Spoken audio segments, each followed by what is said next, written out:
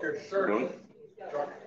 what I could to dress up. Okay, we are going to get started this morning. Welcome to the monthly Stars Breakfast meeting. I'm Doug Edmondo, your host and treasurer.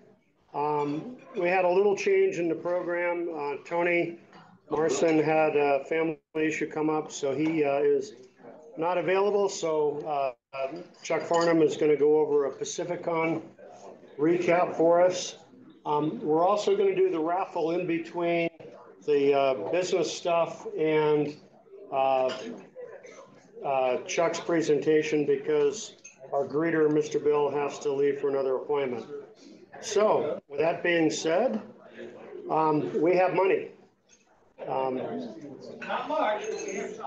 So we're doing pretty good, and you know we get 15, 20 renewals every month on average. So we're building back up after purchasing all the repeaters for the system. So we're doing well. We're down for the year because of the repeater purchases. But we're doing fine. Okay. As of printing this up the other day, we have 405 members. About 72% of us are ARRL members. 11 new members in the past 60 days, and we have 49 volunteer examiners. And if you want more information, you can click on the QR code. So if Mr. Jim would like to come up, do a quick recap on W1AW. Okay, we did very, very good on the W1AW. We put a whole bunch of contacts in the log, made happy. We could have used more operators. And this is a participation situation. We only had 8 operators for the second session. And that. But, anyway, we had a good time on that. And one operator put in 953 contacts out of the big total. So anyway, conditions were good and a lot of fun was had. We go ahead and do NVQSO also. Yeah, go ahead. Okay, NVQSO, a couple of weeks ago, the logs finally came in here on the 1st. We got 153 logs in. 22 of those were from in-state and 131 out-of-state. We had some very good participation way out of state. The 2 highest contacting stations in the out-of-state category, one was from Canada, and the other one was from Kiribati Island out in the South Pacific. And he put, I think, 22 contacts in Northern Nevada. That would be a Tango 32 Alpha Zulu. And he surprised everybody coming on because that was a all-time new one for a lot of folks that were in the contest. And that's a very good participation. We only had 22 logs turned in from Nevada stations. There was probably about 80 or 90 some odd Nevada stations that did participate. We need to see an improvement in getting logs. That's a big help in checking and making sure that things are going right. What about Southern Nevada? Southern Nevada, actually, we had a couple of good stations down there. There was a fellow on CW that really did a good job down there. My county, one of the guys from my county came up to White Pine County and covered White Pine County too, my White Pine County line. So that we had fewer expeditions this year, but hopefully we can get a little more going in the future. Anyway, that's all I've got on all those. Thank you, Jim. Okay. So don't forget, we have elections coming up.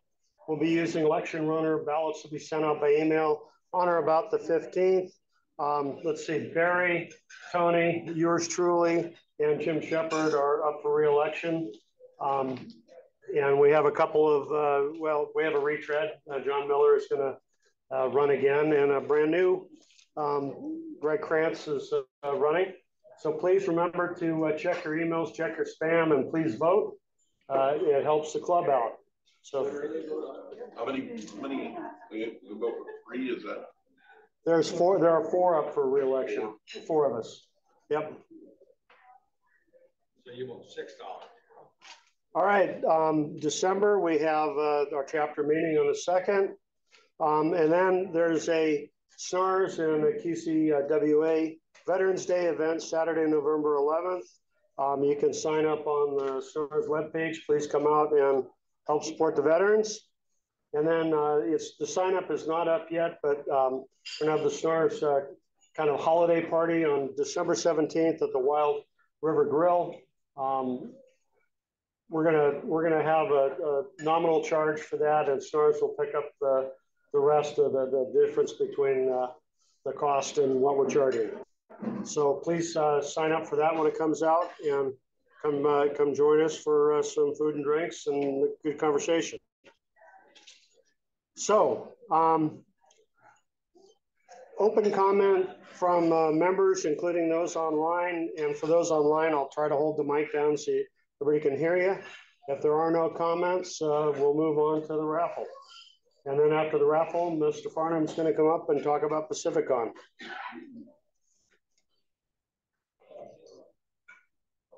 Where is this Wild River Grill? Where is that? Wild River Grill is off South Virginia and First Street, right in the middle of downtown, right off the river. Literally right off the river. Yeah. Yeah. Okay, South Virginia. Yeah, all the way down to First. I know nothing about. Okay. All right. Well, if we don't have any, no, I don't see anybody commenting online. So,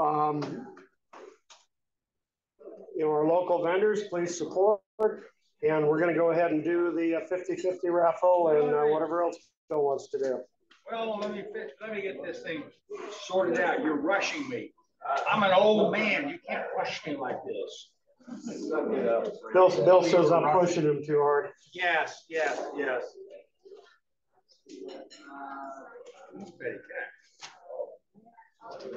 All right. It's right under your closets. 50-50. There you go. See what I got here. I got just hang on to it all. 5 by 2. I'm going to take my shoes off. This one.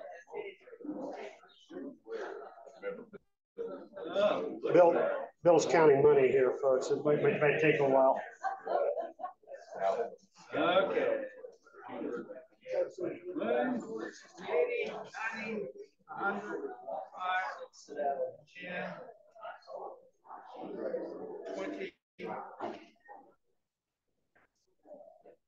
20.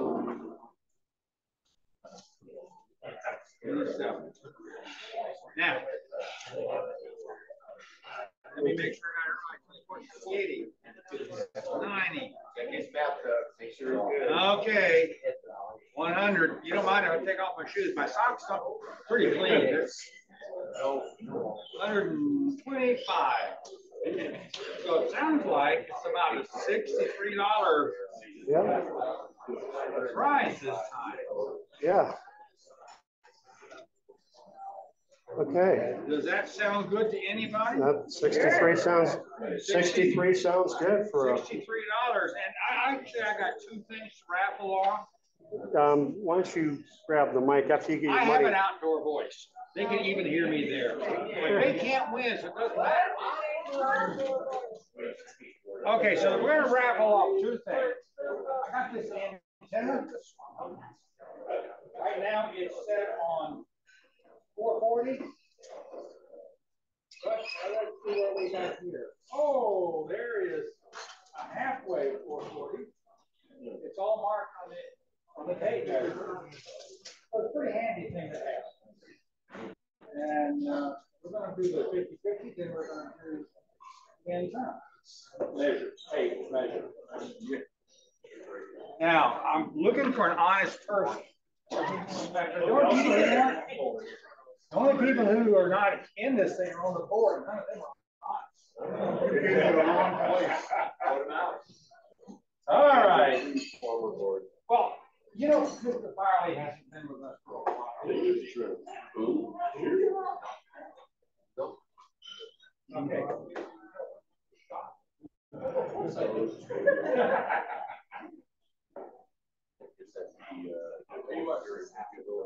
Oh my goodness. In the proper place. Okay. 2290. 2290.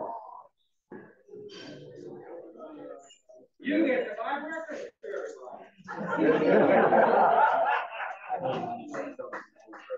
Well, no, this is your money. What? Okay, I'll do that. Now, you need to draw the end.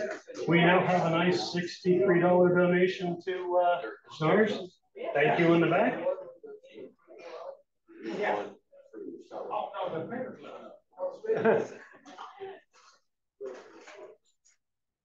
All right. 2223. 2223.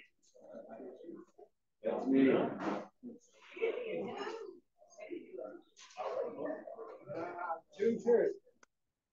That's it. I'm in 10. Yes, sir. Thank you. You know, I've actually seen one of those where you can walk around. Yeah. But not that one. Yeah. And David, thank you for the huge donation. Okay, give me a chance to get set up with some photographs here for Chuck, and I'm going to turn this over to Mr. Farnham for Pacificon. I got a hang on a sec. What's that?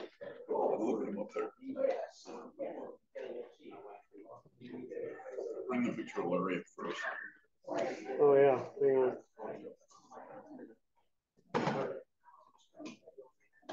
Oh dear God, I didn't download him.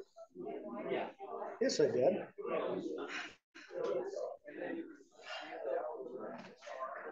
Oh crud. Hang on a sec. This is off. That's off. Hang on a second.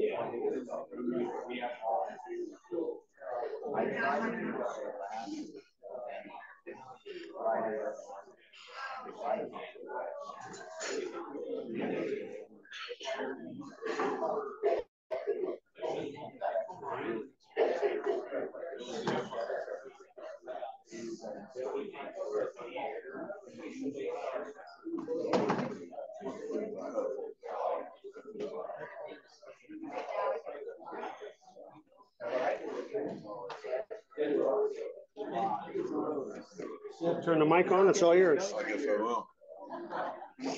We got here. That's about it. Okay, kids. First of all, apparently everybody didn't get the notice that we're all going to wear the Fred Flintstone shirts today. I see at least one guy got the message. Maybe next month we can do this again. Call me if you need help. This is the new look here. Anyways, I got roped into this because I got roped into it. We lost a member a couple weeks ago, not just any member, as you guys will know. And if I start crying, that's what I do. Larry Oakley, W7AB. Not just any member number one. He started the club. He was the guy. And most of my time with Larry was spent being scared of him because I always thought he was too smart to sort of deal with the guy in the Flintstone outfit. And so I didn't want to do the wrong thing with Larry, and I didn't want to say the wrong thing. He was always very stoic and just a really nice guy. And radioing him wasn't really a hobby. It was a lifestyle.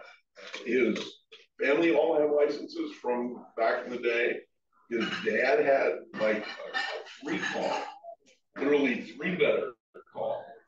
So back in the 20s, and Larry also ran started the QCWA organization in town and held that incredibly close to his heart. And one day we lost another member, and these guys came to me and said, "Hey, would you run the QCWA thing?" And I immediately looked over at Larry and I go, "Does Larry know you guys want to do this?" Because, you know, and sometimes I'm not capable of shutting up. And they're like, "No, Larry said this is a good deal." And they go, "Well, you know, Larry," and I go, I stay away from Larry because you know, and Larry came around the table and he goes, "You're the guy." And I'm like, "Really, Larry?" He goes, No, I've been watching you for a long time and you're the guy. So with regard to the QCWA stuff, I'm the guy now, and the last time I saw Larry, he rolled the window down on his car and said, "I really, really appreciate everything you've done, and thank you for doing this for me." And I was just like, "Oh my God." I was surprised Larry still knew my name. I was like, it's like meeting the Pope. I said to somebody the other day, I was like, I'd be shaking in front of the Pope too for no particular reason. I always shook in front of Larry, and I would ask Larry's friends, "Is Larry okay with everything I'm doing?" Because I'm not. But he, "Oh yeah, no, Larry likes you." So anyways, he started this 60 some odd years ago, or no, 68. And he's leaving a big hole. And a bunch of us know Larry, Mr. Barley. And come on up here. I think, you know, the majority of the people who've been around here a long time have a Larry story. I got a Larry story. It's fabulous. W7NIK. Larry's story was great. The man was fabulous. And what the story was is that we were going to McClellan's site, to his site in McClellan. And we were driving up the side with my Ford 150. Ford's terrible, it's just my opinion. But we want to get into that. So he's like, "Oh, let's go, let's get in the car." We get in the car, we're in the truck, and we drive up. And he's like, "Oh yeah, we can make it, we can make it." I said, "Larry, I don't think we can make it up this hill, Larry." "Oh no, we can make it." And we go, and I get stuck, and I fall into the rut and get stuck for 2.5 hours with him. Okay, we got stuck on the climb going up. It was unbelievable. It was like, I can't believe this guy. That's the first story. It was great. We got rescued. I don't know how we got rescued. So we got rescued. And that was one story. The second story with Larry, I've dealt with him. I said, "Larry, I got my call sign is KB2LUC. KB2 Lucky from New York City." I said, "I'll never change my call sign, Larry. I'll never do it." "Oh no, you don't know. You don't understand." He was insane when it comes to call signs. He was a call sign freak. 16 of them he had. Yeah. He was a call sign, unbelievable call sign. He says, "Watch." Next thing you know, about a week later, he went and looked on the internet. I've been to his house multiple times over there in Midtown, and he just looks in the internet and he sends me a text or call. He didn't text, he called. He says, "Hey, what about W7NIK?" Wow, that's my name. I'm like, "Oh my God, I changed my call sign." God bless him, man. He was awesome. It was awesome. I changed my call sign. And like I said, I started looking at some stuff, and 60 call signs the guy had. I mean, he went out, and I'll send you his page around here. And he owned the ham radio shop in town at one point, or the radio show. He owned the radio station in town at one point. He had stuff on all the mountaintops at one point. The guy was, and so soft spoken, you wouldn't know. Now, yeah, there we go. And he's going to have to move. You roll yourself up here like I do. So I originally was licensed as a novice as a kid in California. And then as your novice call does, you get bored with it, life goes on. And I did not have a call sign, and I got relicensed when I was in the military. And when I got here, I met Larry Oakley. And Larry looks at me and he says, "Oh, well, you need to upgrade." And I said, "Well, I've got 3 or 4 of the CSCEs. I've done it before. I haven't had the chance to catch the test."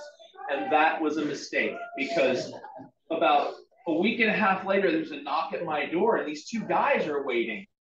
And I don't know, everybody probably knows Larry had almost always a white Toyota 4Runner. Yeah. I mean, he would, I don't know if he wore them out or they went somewhere to die, but he always had one.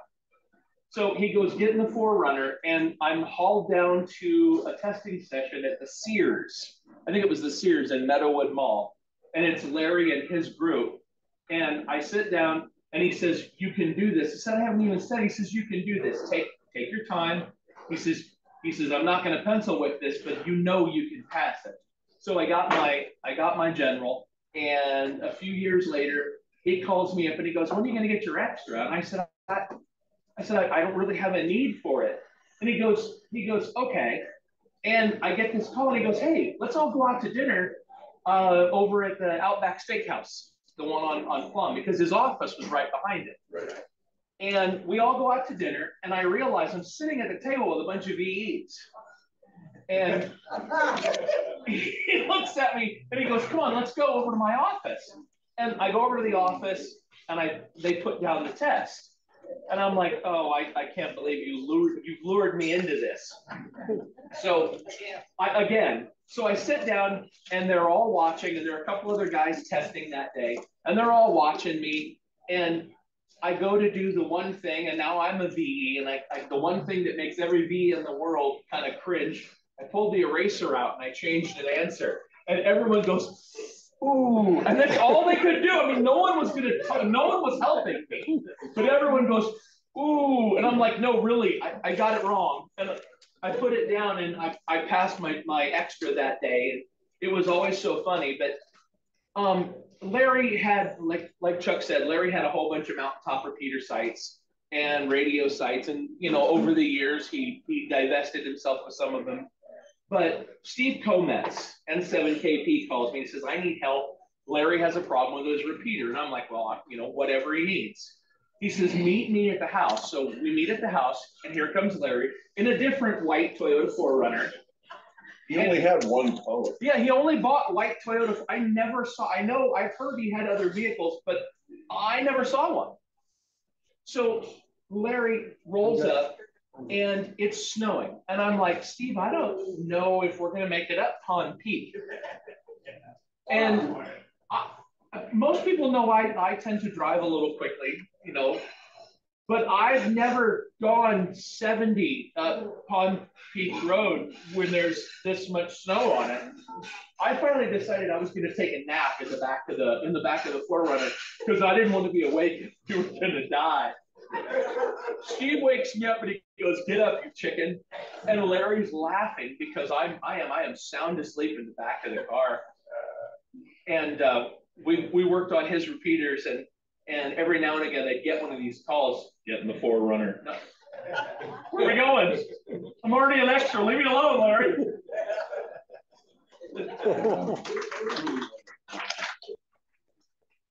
Anyways, yeah, it's hard to come to one of these meetings without thinking about Larry. So, anyways, he was one of the guys.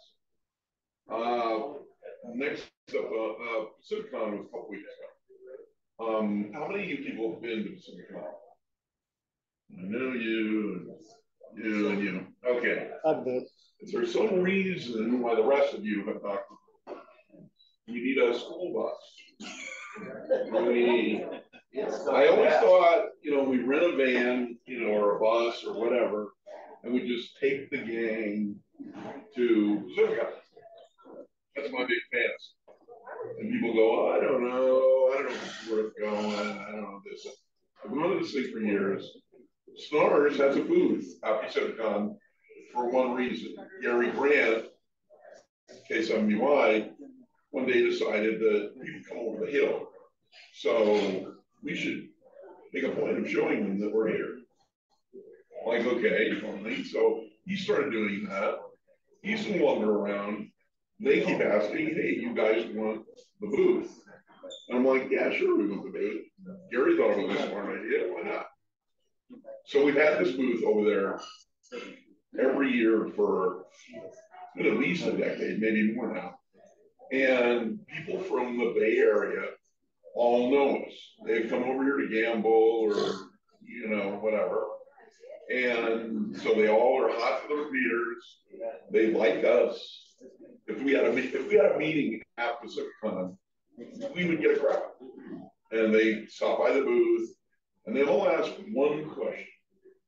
And oh, by the way, the booth this year, KG7 RNN Stacy, K7 KBJ Ken, K7BRR Dana, and W7B by Paul all volunteered to hang out at the booth this year. Normally I'm, just asleep there at the table and hanging out.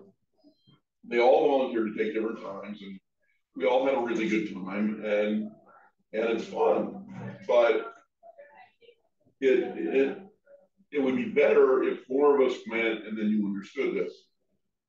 So that's my dream, is to get more people going. The big event this year was Elcraft announced a new portable repeater or portable radio for mountaintops.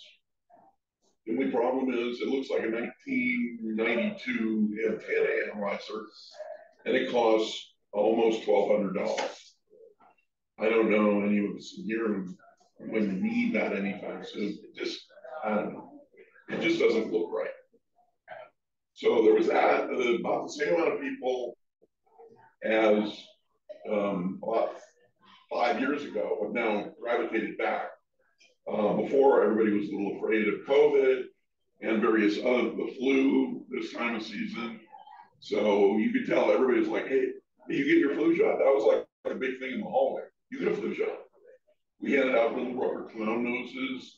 People were happy with those.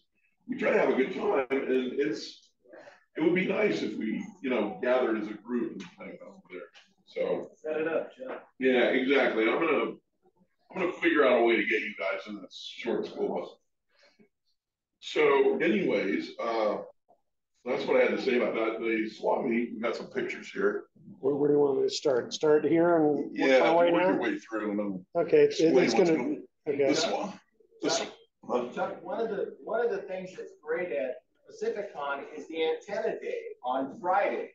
Right. Because you get 8 or 9, some of the smartest, most brilliant people in the world If you who wear clothes like that and are just unbelievable speakers about antennas. If you ever want to know anything about antennas, and let's say you've been doing this 10 years or 20 years, you go to that antenna seminar and you sit there and you walk out of there feeling like you just had a civics class and got an A+, because you're heading for your car, you're looking for wire, and it's goofy. Also, Barry and I and Brian, I'll remember the name, are handling the speakers for Pacificon. They needed a guy to run that little boat, and because I do similar things with QCWA, we all decided to waste next year by talking people into speaking at Pacificon and maybe upping it a little bit. Also, maybe for people who don't go to Pacificon, they'll be able to buy at a minimal charge all the sessions. So after Pacificon is over, you'll be able to, sit around home, not have a cold or the flu or whatever. But actually, the better part of Pacificon is going and hanging out with these people in the hallway and seeing people and going, oh, I know you, or somebody, had their call sign or got their license through Gordon Westbrook, and you can go and hang out with Gordon. I mean, and he throws a breakfast for people in the morning and, lights up a potato, and there's all kinds of fun stuff. I don't know, I really like going, and I like being around those people. And you all of a sudden feel like you're not, we're not 30 people in a room, we're all of a sudden 600 people that all have the same addiction. So that's that. Now, this was the swap meet, and strangely enough, that nice piece of gear was $15 and came in with me. I certainly did. Was it the X160? It's I think it's 190. 190. 190. But the guy re-screened the whole front of it. The thing looks brand new. Yeah. Yeah, it's nice. It's in the car right now. I haven't got it to the house yet. I have to sneak stuff in over those. Guys, where did that come from? Oh, it's been here for a year. Where you been? Well, we all haven't used. We've all used that. I don't know. I just use it. Oh, I don't know. Bill dropped it over. Right? All right. There's the other one. He had two of them. I think that's the 150. How's the Yellcraft booth? Railcraft. I think Tony took these. Yeah, Tony took these. What's the difference between 160 and 90? They look exactly the same on the front. Maybe it was a Radio Shack trying to talk into spending another $5. Yeah, that's Radio Shack and that's Helicrafters. Yeah, there you go. So they're probably made by the same guy, but Chicken Shack. In fact, they put a version of that out as a kit. And I built one of those in the 70s, and I can't. Somewhere between parents and everybody moving got lost. But anyway. Yeah, I lost mine too. So when I saw it out there on the bench, I was, that needs to come. Okay. Helicrafters. Railcraft. There we are. Chuck. One guy sitting there. Beside us there is the California Women's Ham Radio Organization. And they have a big presentation, and then they hang out and sign up women. And they're a lot of fun, and they're always right next to us. So it's always you walk in and you're shaking hands. Long time no see. Long time no see. Let's cause trouble. And the guy beside that is the WinLink guy, and he's been there forever as well. So we're in the hallway. The CERT guys, they're doing the CERT thing there is not really CERT. It's a neighborhood watch program that these guys are created for. Like you could take your neighborhood and create this little ham radio CERT area for just your little neighborhood. If something goes wrong, kind of a neighborhood watch for ham radio guys. We've all got the toys, so why don't we just talk amongst ourselves? Sure. That's what they're up to. All right.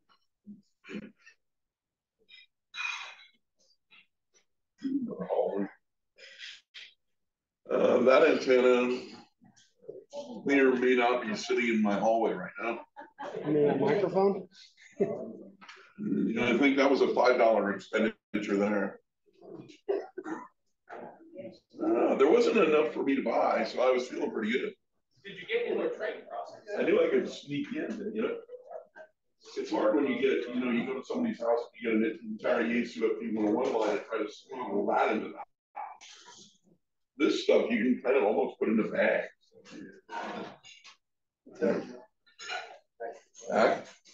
Back it up.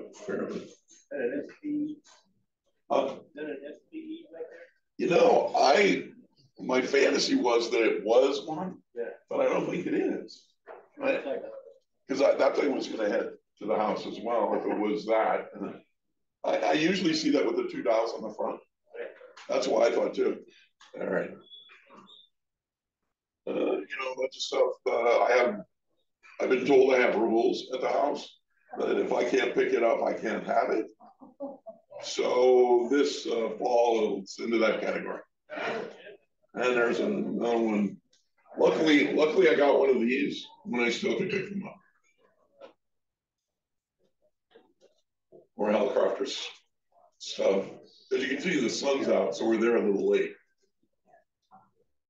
The usual thing starts at 7, be there at 5. There's a lot of shortwave stuff, as you can see. Guy selling his aircraft because he wants the new one. There's an Atlas up there, and we've all seen those. Books. The guy had a ton of books and crazy prices on them. So he wasn't seeing much action. Yeah, that's the rest of his trunk. Ooh. Go back. Go forward one? Right there? Any what? Books? Which one? That one? You know, a lot of HDs as usual, the older stuff. A lot of them don't have tones. All right, roll. These scanners. There we go. See, you can tell that I can get the people to wear the noses. The Cub Scouts like us a lot. And, you know, even people in the booth wear the noses. They were a tremendous amount of help. Both of them were, anytime I needed something. What? And here. My nose, yeah, I know. I wasn't wearing, I have one that lights up. But I was trying to look, you know, presentable, like I was doing the right thing. So that is my buddy Alex created the Alex Loop, and I had the pleasure of buying the very first one from him many years ago in a corner of Pacificon. He didn't have anything for sale. There was just one under a table that he owned, and so I bought this thing from him. He had one, I had one. We both went up to our rooms and spent the entire night talking to each other on 20 meters. And people would chime in like, "Where are you guys?" I'm like, "We're in a Marriott hotel. He's 2 floors up and we're hanging out." So Alex is a sweetheart. And his new antenna is wonderful. So there you go. And there's the new L-Craft radio. I guess they thought it was cute that they put a little call book in there so you write down your stuff. It slides in and out. And I still don't know who's going to spend $1,200.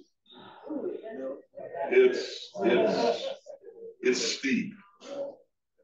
And it doesn't look much. I mean, I think the KX2 looks better and is probably easier to handle with that thing. That thing is still wide. I got, you know, little kid hands, and it was hard for me to hold it. So that's it. that is it. And there's our boy. All right. So that was that. As usual, I will pound on you guys all year long. We'll get a whole bunch more people to go. Maybe we'll all go out to dinner somewhere. We'll find something. I'm going to be there, obviously doing stuff, and everybody else is going to be there doing stuff too, probably because we got all the speakers to deal with, the rooms, et cetera, et cetera, et cetera. That's about it for there. The best thing is next weekend. Barry had this idea that we would go over to the vets home in Sparks, because we know at least one ham radio operator is over there. We know we got one, and there may be more, and it's a pretty big deal for them, Veterans Day, obviously. So, and they're older, and they can use some companionship. It's not the usual, you know, bunch of people. So if you are a veteran, if you're not a veteran, I'd highly recommend signing up online on the SNARS website and showing up with us after the QCWA meeting on Saturday. You could come to the QCWA meeting too. You guys are always invited, whether you're a member or not. Show up. We famous days, 11 o'clock, second Saturday of the month, every other month. And I think the veterans thing is going to be really nice. I have not been in that building, but it's got 90 beds and it's apparently stunning inside. It's just an amazing place. So that should be a good time. They're having other events there on Saturday, obviously, as well. So that's what I got. Questions? Good, that's what I hear.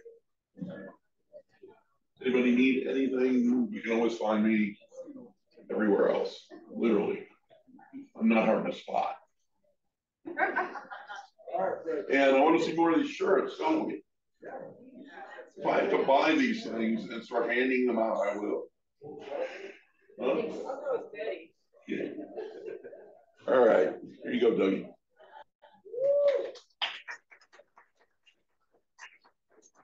All right, Chuck, thank you very much. Great pictures, great talk. Really appreciate it. Folks, this ends our Saturday meeting. Thank you all for coming out. Thank you all online for being online and putting up with us. Hope everybody had a good time, and we'll hopefully see everybody next month. Thank you very much. We got a comment. How many people online, Wes would like to know? We had 9 online, or 8 online. Yeah.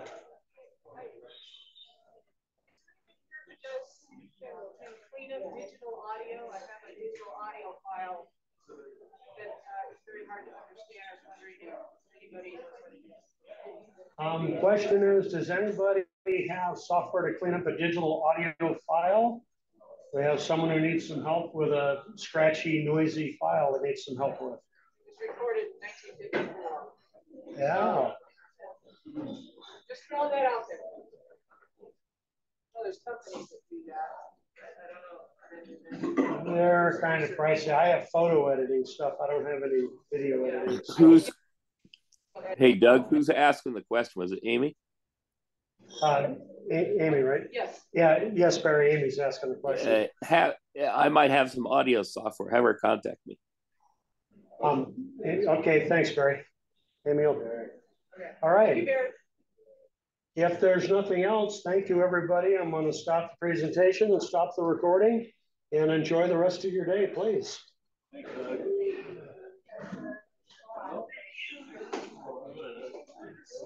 I know.